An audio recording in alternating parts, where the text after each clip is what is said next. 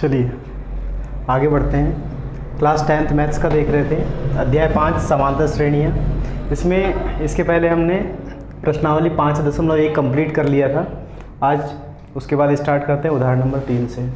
उदाहरण नंबर 3 में दिया हुआ है, एक समांतर श्रेणी दी हुई है 2, 7, 12, इनका 10वां पद ज्ञात करना है। ठीक है, तो यहाँ हम सॉल्यूशन की बात करते हैं।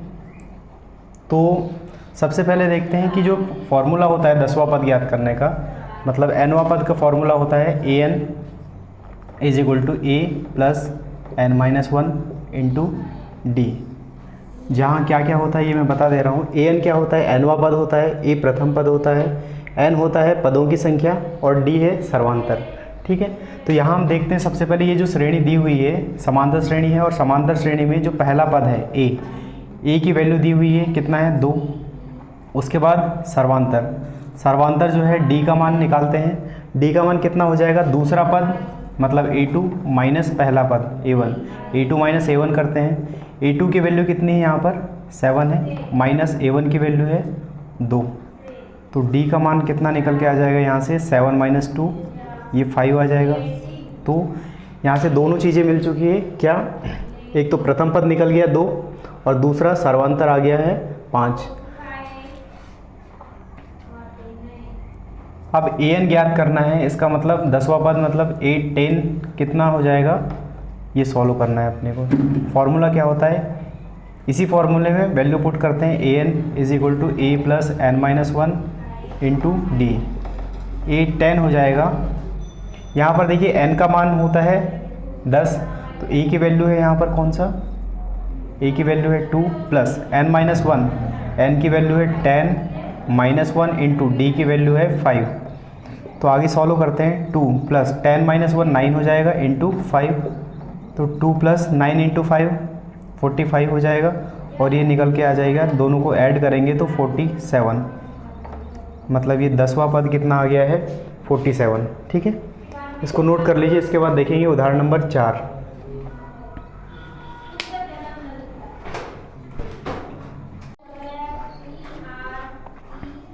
चलिए इसके बाद देखते हैं उदाहरण नंबर 4। इसमें दिया हुआ है, एक समांतर श्रेणी दी हुई है 21, 18, 15 का कौन सा पद माइनस का 81 है। ठीक है, कौन सा पद माइनस का 81 है, माइनस का 81 है। साथ ही क्या इस AP का कोई पद शून्य है। तो सबसे पहले तो क्या ज्ञात करना है कि कौन सा पद माइनस का 81 होगा, और साथ में ये भी ज्ञात करना है कि कौन सा पद शून्य होगा। ठीक है, सकारण उत्तर दीजिए, मतलब ये है कि इसका कारण सहित उत्तर भी देना है। तो यहाँ सबसे पहले देखते हैं ये जो श्रेणी दी हुई है AP, इसको नोट कर लेते हैं। AP दिया हुआ है 21, 18, 15। ठीक है, इसके बाद देखते हैं यहाँ पर क्या है, क्या दिया हुआ है। सबसे पहले प्रथम पद दिया हुआ है 21। इसके बाद सर्वांतर देखते हैं। सर्वांतर D का मान कितना हो जाएगा, दूसरा पद माइनस पहला पद मतलब 18। यहाँ पर नोट कर लेते हैं इस तरीके से। A2 माइनस हो जाएगा A1, A2 का मान कितना है 18 है, माइनस का 21, इसको माइनस करेंगे कितना आ जाएगा, माइनस का 3 आ जाएगा।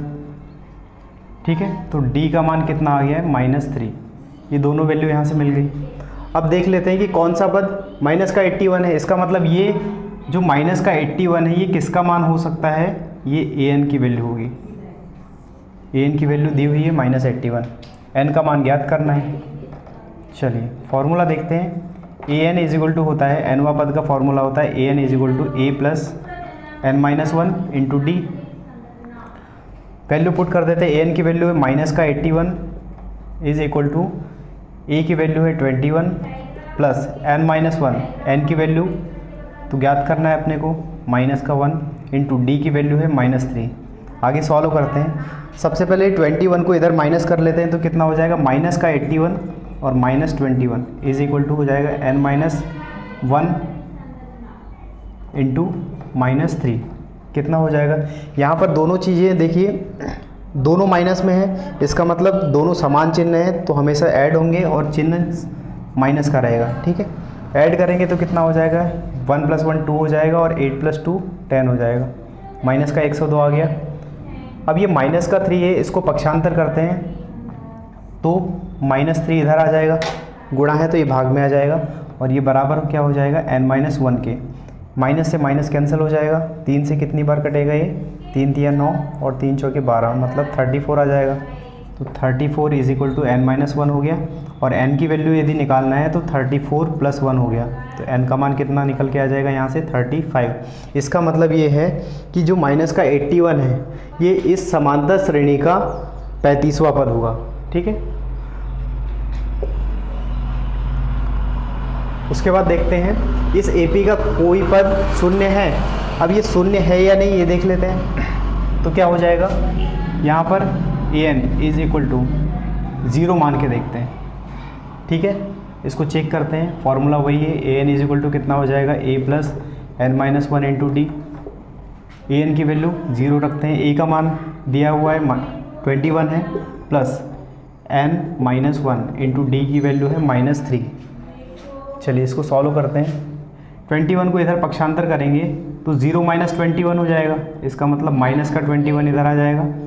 उसके बाद n-1 × -3, इस -3 क्या है, मल्टीप्लाई में है, तो इधर पक्षांतर करेंगे तो डिवाइड में आ जाएगा, तो -21/- -3 हो जाएगा n-1।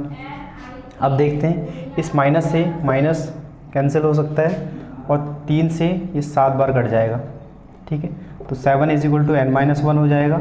और इसको यदि n की वैल्यू निकालनी है तो -1 को इधर ट्रांसफ़र करेंगे तो 7 + का 1 हो जाएगा, तो n की वैल्यू निकल के आ रही है यहाँ पर 8। इसका मतलब इस समांतर श्रेणी का जो एक पद 0 होगा और 0 जो है वो 8वां पद कहलाएगा। ठीक है, 8वां पद इसका, इस समांतर श्रेणी का जो 8वां पद होगा वो 0 हो जाएगा। ठीक है, चलिए इसको नोट कर लीजिए। अब यहाँ से कारण भी समझ में आ रहा है, कारण क्यों शून्य होगा, क्योंकि इस फॉर्मूले में जब हमने वैल्यू पुट किया है तो यहाँ से निकल के आ रहा है जो n का मान है। हाँ, एक चीज़ और सीखने वाली बात ये है कि ये जो n का मान यदि कोई फ्रिक्शन वैल्यू आती है, कोई भिन्न में मान आता है n का, तो फिर आंसर नहीं होगा। लेकिन यहाँ पर कोई भिन्न में आंसर आ रहा है, n का नहीं आ रहा है, तो n का मान करेक्ट 8 आ रहा है, तो 8वां पद क्या हो जाएगा, शून्य हो जाएगा। चलिए इसको नोट कर लीजिए, आगे बढ़ते हैं।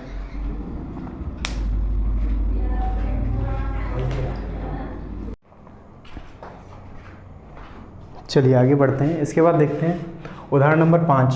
इसमें दिया हुआ है वह AP निर्धारित कीजिए जिसका तीसरा पद 5 है और 7वां पद 9 है। ये तीसरा पद दिया है 5 है और 7वां पद जो है ये 9 है। ठीक है, ये दोनों चीज़ें तो दिया हुआ है लेकिन AP नहीं दिया है इसमें, मतलब समांतर श्रेणी हमें ज्ञात करना है। तो देख लेते हैं तीसरा पद A3 किसके बराबर होता है, तीसरा पद 5 है, A3 होता है a + 2d के बराबर। ये कितना मान दिया है इसका, तीसरा पद 5 है। ठीक है, उसके बाद सातवां पद A7 होता है और A7 को लिख सकते हैं a + 6d। कितना हो जाएगा ये 9 दिया हुआ है।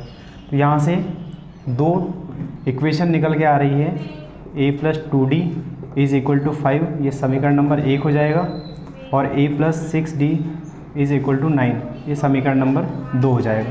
अब इन दोनों समीकरण से हमने पहले देख चुके हैं कि यहाँ से क्या कर सकते हैं, इसको प्रतिस्थापन से, विलोपन से सॉल्व कर सकते हैं। तो हम यहाँ देखते हैं कि सबसे पहले विलोपन विधि से सॉल्व करते हैं इसको।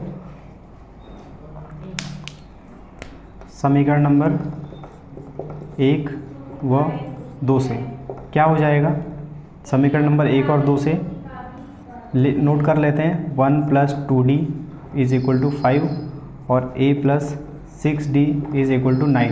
यहाँ पर हम देखते हैं ये दोनों पद समान हैं लेकिन इनके समान चिन्ह भी हैं, तो ये जब विपरीत चिन्ह के होंगे तभी कट पाएंगे। तो यहाँ पर क्या करते हैं, माइनस का मल्टीप्लाई कर देते हैं, तो ये माइनस हो जाएगा, यहाँ पर भी साइन चेंज हो जाएगा और ये भी साइन चेंज हो जाएगा। यहाँ पर देखिए +a से -a कैंसिल हो जाएगा, ये प्लस का 2d है और माइनस का 6d है। जब इसको माइनस करेंगे तो माइनस का 4d आ जाएगा यहाँ पर। उसके बाद देखिए 5 - 9 कितना हो जाएगा, यहाँ पर 4 आ जाएगा, माइनस का 4। ठीक है, इस माइनस से ये माइनस कैंसिल हो जाएगा, तो d की वैल्यू क्या निकल के आ रही है यहाँ से, 4/4 मतलब 1। तो d का मान आ गया 1, सर्वांतर जो है d का मान आ गया 1। इसके बाद देखते हैं a की वैल्यू निकालनी है, तो समीकरण कोई भी समीकरण में मान रख सकते हैं d का। तो मैं क्या कर रहा हूँ, समीकरण नंबर 1 में डी का मान रखने पर क्या हो जाएगा, समीकरण एक क्या दिया हुआ है, a plus 2d is equal to 5। a की वैल्यू कितनी रख दें यहाँ पर, a की वैल्यू तो ज्ञात करना है, तो 2 इंटू डी की वैल्यू निकल के आई है 1 है इज इक्वल टू 5। तो a प्लस 2 इंटू 1 कितना हो जाएगा, 2 हो जाएगा इज इक्वल टू 5। और a की वैल्यू 2 को इधर ट्रांसफ़र कर देते हैं तो 5 माइनस 2 हो जाएगा, a की वैल्यू आ जाएगी 3। इसका मतलब जो प्रथम पद है वो प्रथम पद आ गया, प्रथम पद a का मान आ गया है 3 और ये है सार्वंतर, सार्वंतर क्या है, d का मान 1 आ गया। अब श्रेणी निकालना है, समांतर श्रेणी ज्ञात करना है, तो पहला पद क्या हो जाएगा, a1 किसके बराबर होता है, a के बराबर होता है, मतलब 3 आ गया।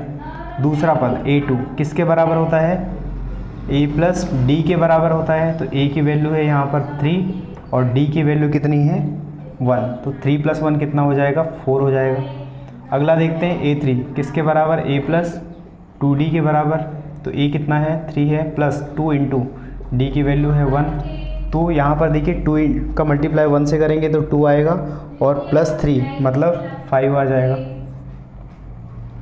इस तरीके से ये जो AP मिलेगा हमें वो मिलेगा क्या, 3, पहला पद 3 हो जाएगा, दूसरा पद हो जाएगा 4, तीसरा पद हो जाएगा 5। इस तरीके से श्रेणी आगे बढ़ती जाएगी। तो यहाँ AP प्राप्त हो रही है अपने को 3, 4, 5, 6, 7 इस तरीके से प्राप्त होगी। तो ये आंसर हो गया इसका, इसको नोट कर लीजिए। फिर उसके बाद अगला क्वेश्चन उदाहरण नंबर 6 देखेंगे, ठीक।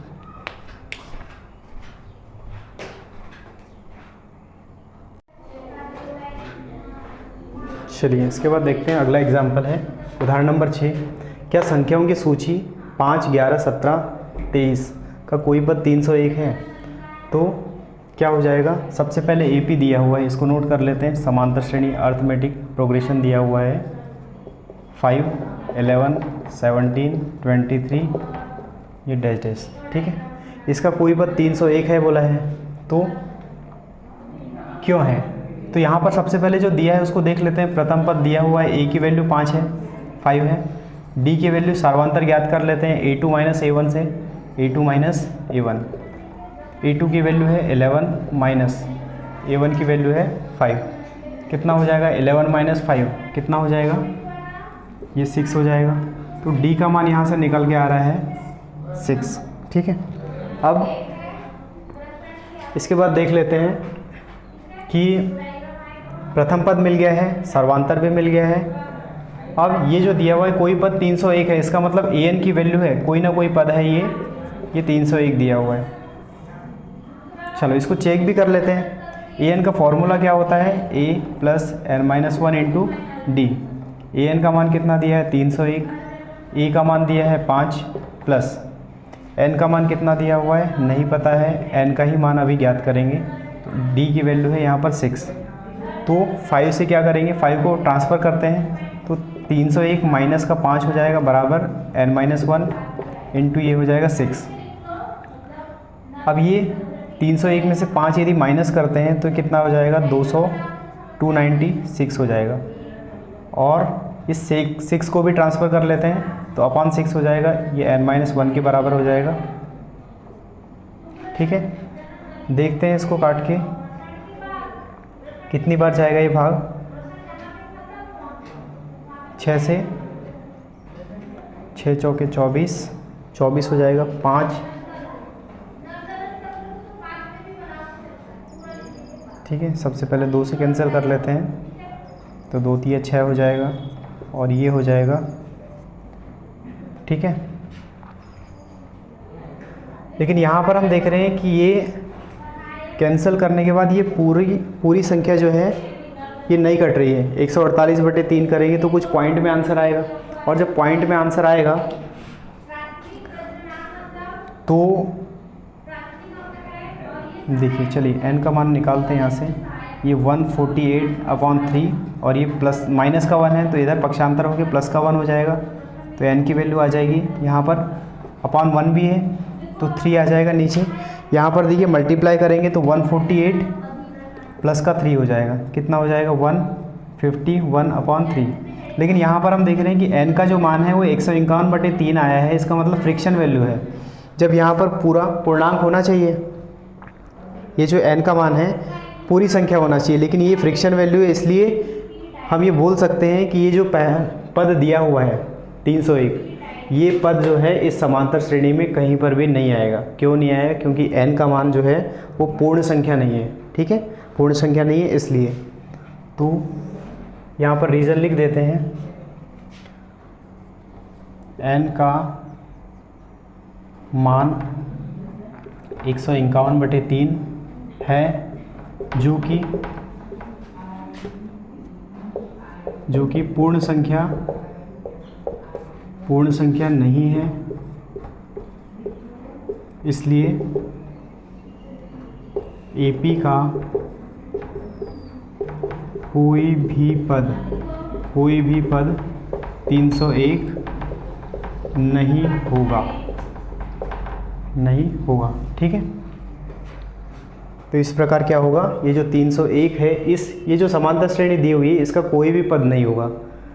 तो इसको नोट करते हैं। इसके बाद अगला एग्जाम्पल देखेंगे, उदाहरण नंबर 7।